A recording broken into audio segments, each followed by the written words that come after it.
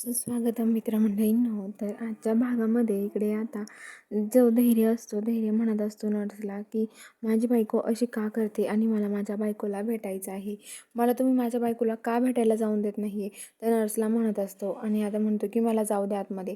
आता धैर्य सावीजवळ येतो आणि म्हणतो, सावी तू ओळखलंस का मला? अगं सावी अगं सावी तुझा नवरा आहे. सावी म्हणते, कोण? सावी पूर्ण काहीच बोलत नाही. सावी पूर्ण घाबरल्यासारखं करत असते आणि तिथे काहीच बोलत नाही ती. आणि ती धीरेला ओळखत पण नाही आणि धीरे तिला म्हणत असतो की अगं सावी, मला ओळखलं नाही का? अगं ओळख ना सावी, मी कोण आहे.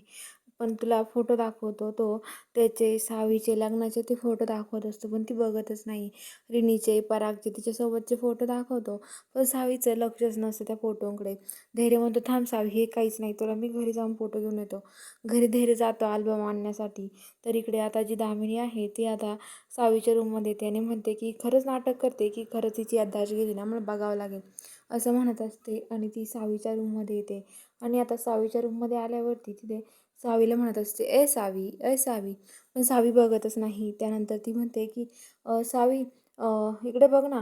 तर आता सावी बघत नाही. तर ती तिकडे बघते. सावी तर दामिनीकडे बघते आणि लगेच दामिनी म्हणते, काय गं, तुला आठवतं तुझ्या बाबासोबत काय झालं आहे?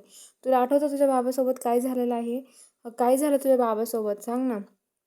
तर आता सावी घाबरल्यासारखी ओरडायला लागते आणि तिथे आता नर्स येतात. ते म्हणतात, होस काय करताय, त्यांना त्रास होतोय, तुम्ही असं काही करू नका.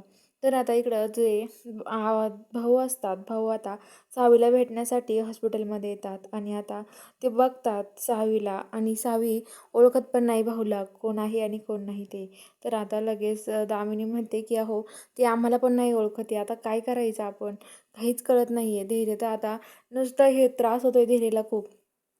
तर आता लगेच ते म्हणतात की हे बघा, दामिनी मॅडम, मला माझी सावी पाहिजे. मी अनुराधाला काय उत्तर देऊ? अहो, तिचा बाप गमून बसली आहे ती.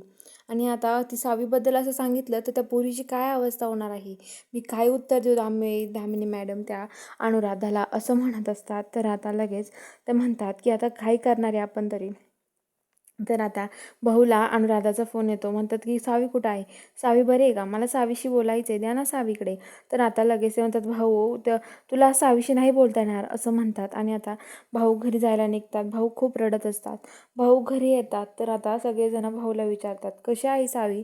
सगळेजण विचारतात, सावी कशी आहे? तर आता ते म्हणतात, भाऊ म्हणतात बरी आहे.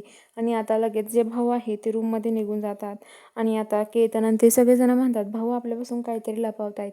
आणि आता जी सावीची आई असते ती भाऊंकडे येते आणि म्हणते, भाऊ तुम्ही नक्की सांगा आमच्यापासून काय लपवताय, सावी खरंच बरी आहे ना, मला माझ्या सावीला भेटायला जायचं आहे, असं हट्ट करत राहते. तर इकडं धैर्य अल्बम घेऊन सावीला भेटण्यासाठी येणार असतो. तर डॉक्टर सांगतात धैर्यला की यांना येड्याच्या इस्पितळामध्ये न्यावं लागणार आहे, इथे या बरे नाही होऊ शकत, असं म्हणतात. तर चला बघूया आता पुढील भागात काय ट्विस्ट असणार आहे बघायला. चॅनलला सबस्क्राईब करा.